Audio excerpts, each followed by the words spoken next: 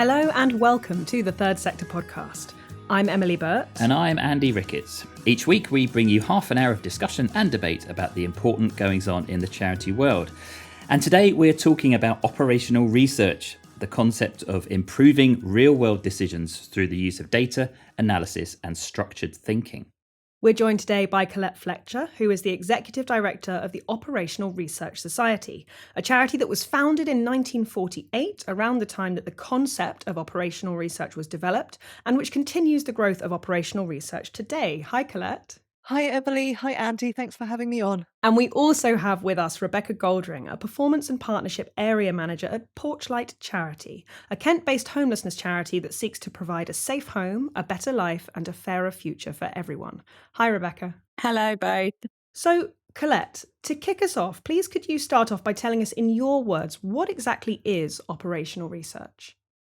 Yes, and it's a good question. I think I'd start by saying it's probably one of the best kept secrets in the world because so few people have heard of it, but actually it underpins almost every aspect of our society and economy. It is essentially what makes the world go round.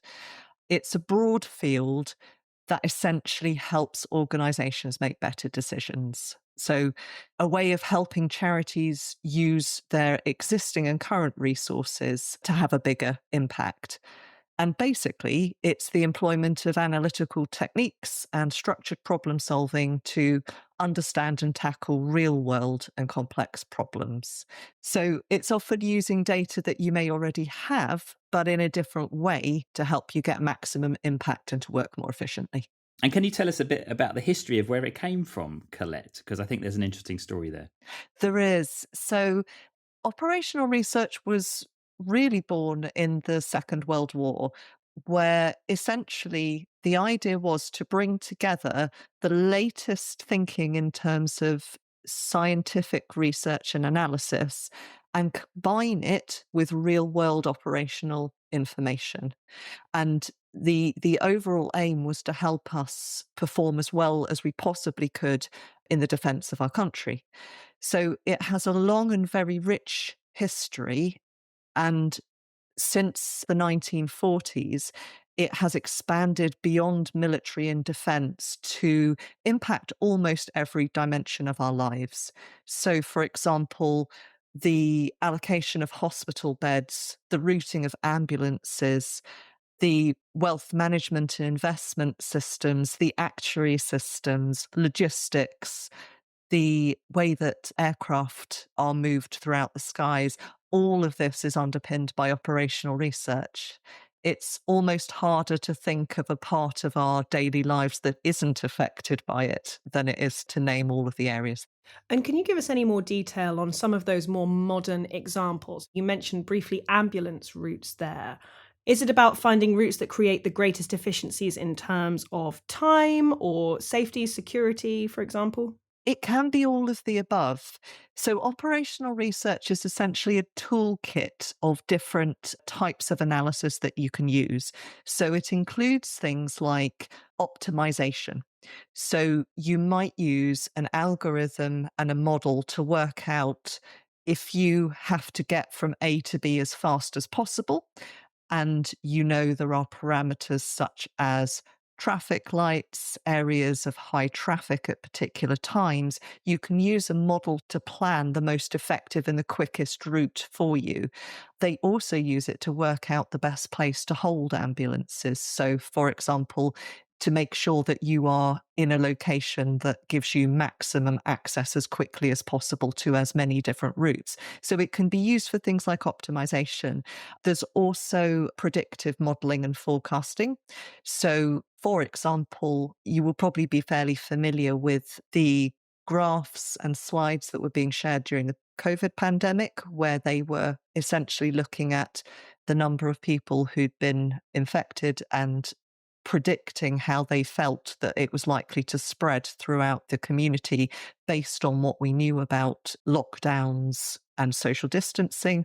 Those models were essentially operational research. They were using predictive forecasting to work out the likely numbers of people who were going to become infected during the pandemic. And presumably, Colette, the rise of AI in recent years has really turbocharged the whole field of operational research. Could you talk about that? There is a bilateral relationship between AI and operational research. And part of what the Operational Research Society is looking at is the way in which operational research can improve the functioning of AI, because it is algorithms built on operational analysis and methodology that makes generative AI run, for example. But of course, in addition, there is huge potential for us to use AI to improve operational research. So obviously the field is developing very, very quickly, but you can use AI in many different ways to make operational research more accessible. So, for example, using it to do some of the coding that you would put into these models. But there's also some really interesting work going on in terms of the interpretation of the outcome of some of our models and algorithms, and how that can then be translated into more accessible language, whether that's for the general public or whether it's for policymakers. So, at the Operational Research Society, you are a charity yourself, but you also do a lot of work with other charities to help them become more efficient. Can you tell us a little bit about what can operational research really do to help charities work in a more efficient way? Yes, that's absolutely right. So the Operational Research Society runs a pro bono initiative and program, which is essentially a way of recognizing that for charities, every pound, every person, and every client matters. And as you say, we're a charity ourselves. We know that there are increasing funding pressures, and people are increasingly trying to respond to increases in demand on their charities, but often with limited and in some cases even declining resources. So the pro bono initiative connects experienced operational researchers to provide independent and objective support to help charities with some of those complex problems and to make better use of their data, improve their services, and maximize their impact. And there's a whole range of different ways in which it can be used. And I'm sure Rebecca will say a little bit about that shortly. But essentially, if you're trying to gain funding and look for funding opportunities, you can use operational research to help you track your outcomes and your impact and turn data into compelling reports for funders. If you are trying to save costs, you can use it to improve logistics, to reduce waste, to try and match supply and demand, particularly in a call center situation, for example. And if you want to be more efficient, you can look at scheduling to optimize the way that you're using volunteers or map out the way that your services work so that you can streamline and spot inefficiencies and potential gaps. So it's a really useful tool for all organisations, but I would argue, particularly at the moment with the challenges that the third sector is facing, I'd encourage everyone to look to operational research and see if it can make a difference for their charity. Okay, that all sounds really interesting, Colette. So I just wondered if you could dig a bit deeper into some of those examples in terms of how charities might be using it. The kind of common challenges that we see people coming to us with often relate to things like data, process and systems mapping, decision making, forecasting, and logistics. It's important to remember that every charity's different, but a lot of charities are facing similar challenges. It may look slightly different depending on the size and maturity of the organisation, but everyone wants to work as effectively as possible. Everyone wants to maximise impact, and everybody wants to make sure that their reach is as far as possible. And as I said, we're all working with reduced funding, increased demand, and nearly all charities are working with a very complex web of stakeholders where there's conflicting expectations and priorities. They're often not simple problems that people are trying to solve. Charities will often come to us and ask us to help with drawing together data from multiple systems. So if you have your data all spread out around multiple systems within your organisations, it can be really difficult to draw conclusions for reporting, for planning, and for decision making. And then subsequently to draw insights from that data to inform your stakeholders or indeed to improve the way that you work.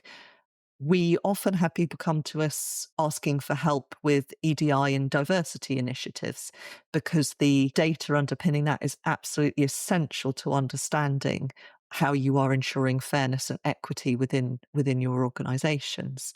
And again, a lot of charities are really looking for help with developing surveys. So the design, the delivery and the analysis to help them better understand the needs of the people that they're trying to help and how they are experiencing their charity and then how that will inform their programs going forward.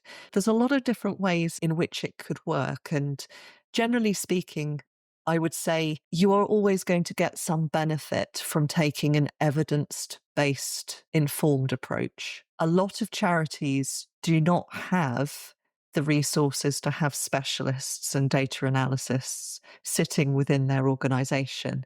But it is amazing how much difference relatively small changes can make. We work with an amazing team of volunteers at the OR Society, and I would like to thank all of them who volunteer their time to support us with this, because they do go above and beyond to help charities ask the right questions and then to help them understand the issues, because very often the issues that people come to us with are not necessarily the key underlying issues that do need to be resolved. And so it's very much an iterative and collaborative process, working together, the volunteers and the charity, to scope the nature of the work and the best way to tackle it, because operational research is fantastic methodology, but ultimately it does all come down to whether you're asking the right questions in the first place. And there's a real human dimension to it.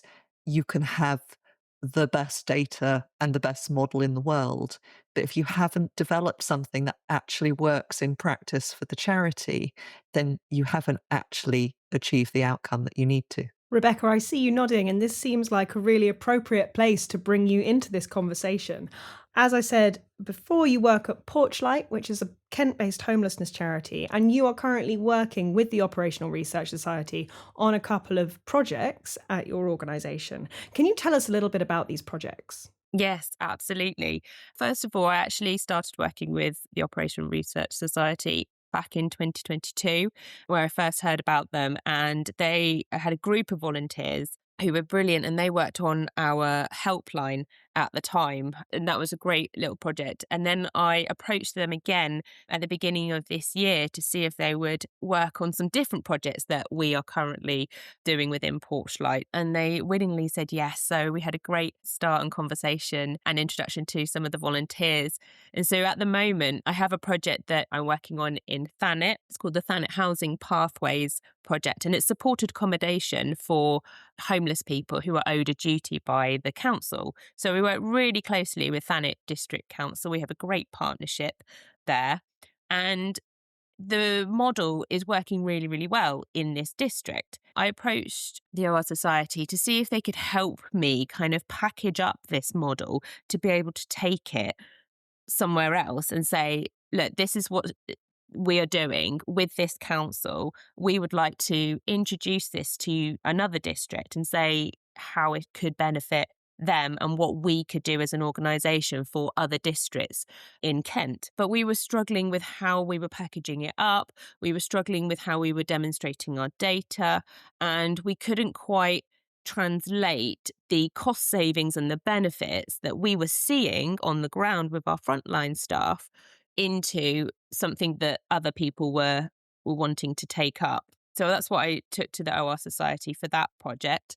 Another project I also asked for some help with, also based in Thanet, is a little pilot that I started around working with families around their housing conditions and the damp and mould in particular in their housing. And it was a very, very small pilot. It was just me working on it. So I started it up with such little data, little direction, and did 6 months of working with these families and realised I had sort of hodgepodge of data going on that I just didn't know what to do with. And I didn't have the experience to kind of look at it and figure it out. And I was just looking at it and staring at it going, I need to take this to my commissioner. I know the work, but I can't put this into something that is presentable. And so I thought, do you know who knows what to do with this? The OR Society. Had a great conversation with them, and they said absolutely they would love to help me with this problem that I had. So what difference has it made practically to have the OR Society's support on these projects? Oh, a massive difference. Just having that confidence behind me and knowing that I can take this data to them and they can put it into something that looks good, that I can use in simple terminology and words and have those proper conversations with my commissioners. It's made a real difference. But what also I have learnt massively is tips and skills as to what I should be doing prior to the project starting. You know, things that I should be thinking about before I've even done any of the main work with our vulnerable people that we work with.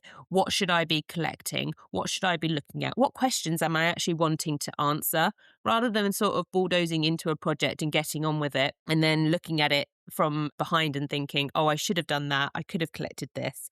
It's given me a real insight as to how to set up a project in terms of how to evaluate it and to be in a better position that when I am going back to commissioners and saying, look what we did, please can I have some more money? It's much more presentable. I think it's really interesting that you mentioned there having a project and an idea, but the data was all a bit hodgepodgey, in your words, which is something that we frequently see across the charity sector. It's a very common complaint that it's hard to get good data. Is it hard, or is it just that process of translating the data that you have into one clear, consistent narrative? In terms of collecting data, I wouldn't say it's necessarily hard to collect data. But collecting the right data and knowing that the data that we are collecting is consistent throughout the whole project as well. I think a lot of our frontline staff are very able in terms of collecting data and talking about it and present and monitoring it. But the purpose of it does get a bit lost sometimes. So I know that our frontline staff know that it's really important to collect this and to ask these questions, but they often don't have the purpose behind it. They don't know where it's going. You don't know what it's going to be used for or how it's going to be translated. And I think definitely understanding that before a project starts is really useful for every level of that project. So a frontline worker who's physically engaging with the clients, to the manager, the operational manager, to the commissioner, the stakeholders involved, everybody agreeing, what are we trying to answer here? Asking those questions, people understanding that data and why they're collecting it. I was just going to say it's a perennial problem. I mean, the irony is that even the society itself experiences these issues. I mean, for an organisation that is focused on operational research, we still have the same issues with data quality. I mean, in terms of how you tackle it, my advice would be do undertake regular data cleansing exercises. So do not just create large pools of data that you are never referring to. You do need to check that you are recording the correct information, that it is in a usable form. These kind of checks don't take a large amount of time, but just a little bit of thought at least once a year to, are we collecting the sorts of information that we need in order to be able to make sure that we are making evidence-informed decisions rather than working off assumptions and guesswork. But the other thing I would say is, do not despair, because if you do have problematic data, many other people are in the same boat. There are plenty of organisations out there like the OR Society that can come in and help you to sort the wheat from the chaff and work out what is actually adding value to your thinking and what you may be collecting unnecessarily. And then I think the final point I'd make is that, again, in terms of techniques and methodologies, if you are missing important data, there are some things that we can do in terms of simulation to be able to create some of that for you. So, as I said, do not despair, conduct regular data cleansing exercises where possible, and ask for help if you need it. Rebecca, Porchlight is a £10 million a year charity, so you are reasonably large compared with, I imagine, quite a lot of our listeners. To what extent can this technique be open to small charities, do you think? And Colette, I'd like to hear your point of view on that as well. definitely can be open to any size charity. And I think Colette referred to that back in her first questions. The projects that I mentioned are two really different sized projects working within the whole charity as Porchlight. The damp and mold pilot was very, very small, a single person collecting that information and doing that work. Whereas the supported accommodation project is a much bigger partnership, working with a lot more staff, a lot more throughput. And the OR Society has helped us in very different ways for each of those projects, but equally as valuable. The smaller project, the damp and mold, what I wanted or what I presented was I just wanted an evaluation. I wanted someone to come in and sort through the narrative type information that I had based on the work that I had done with these group of people, and to be able to help me present that in a meaningful way.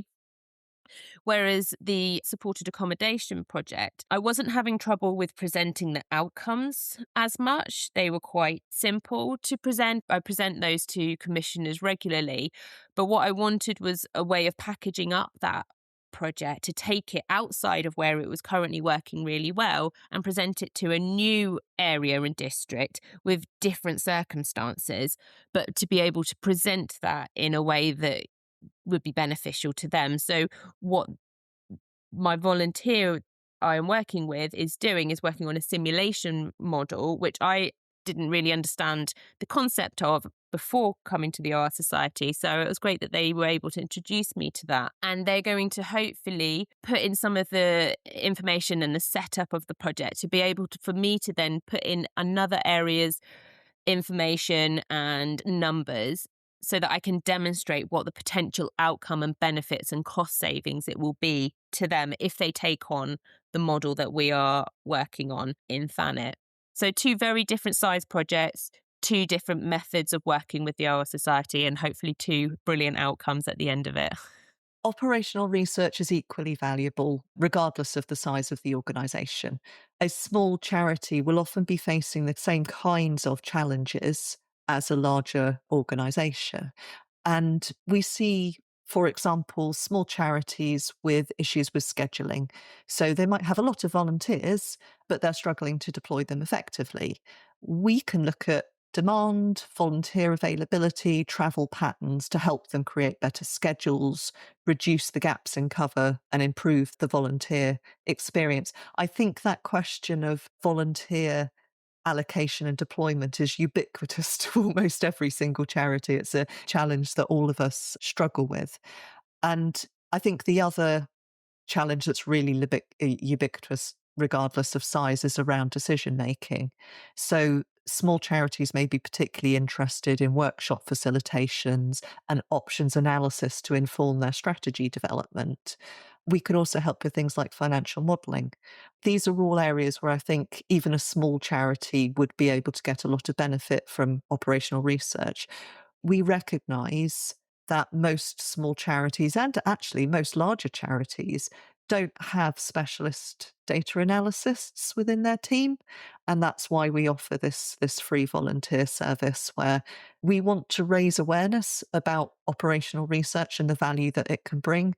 So we're really keen to work with charities of all sizes to help them tackle the particular challenges and decisions that they need to make. Why is it so important to understand human behaviour when you are designing an operational research process? And how does operational research help with this?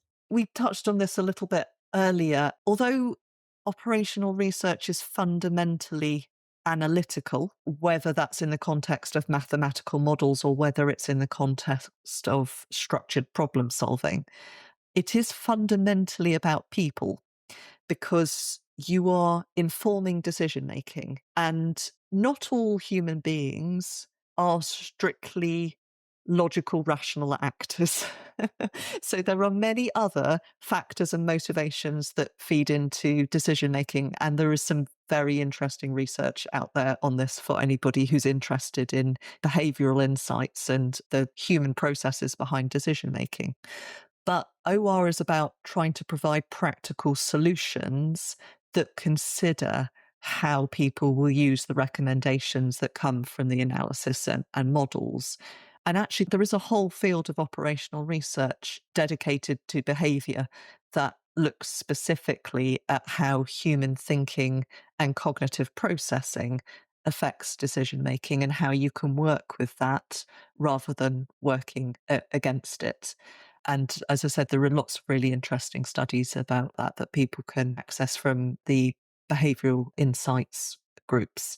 I think the most successful projects, and this isn't just operational research, to be honest, this is any projects, the most successful projects are the ones that provide practical solutions that are understandable and transferable because they have been developed in conjunction with the organisation who is trying to make the decision or tackle the particular problem. It is not just about good data and good modelling. It is about good communication, asking the right questions, as Rebecca said, and understanding the charity's needs. Rebecca, a final question for you. Do you have any advice for charities who might have listened to this episode and are now feeling completely inspired and want to start delving into operational research? How can they get involved? First of all, I say get in contact with operational research and start that conversation early on. Start thinking about the evaluation before your project starts, if you're able to. But if not, just get in contact with them, start talking to them about what you've got going on, what the possibilities could be, and what you might need support and help with. I'm 3 projects in now, and I've learned so much that when I've started the second lot of projects, I already knew what to look for in a volunteer. However, I still needed to do the work prior to the project starting. So collect that data, but if you can start the process early, start having that conversation as soon as possible. Because as charities, we often know we're making a difference because we see it every day in what we're doing. But the challenge for us is turning that into lived experience and evidence that helps us carry on doing what we're doing. So we need to translate that to our commissioners to secure funding and ultimately support more people. Colette, Rebecca, thank you so much. Thank you. Thank you. We hope you enjoyed our discussion with Colette and Rebecca. If you'd like to learn more about the Operational Research Society, you can find a link to their website in the show notes to this episode, which includes a straightforward expression of interest form if you might be interested in partnering with them. And that's it for this week. From all of us at Third Sector, thank you for listening. Our producer is Jude Owen.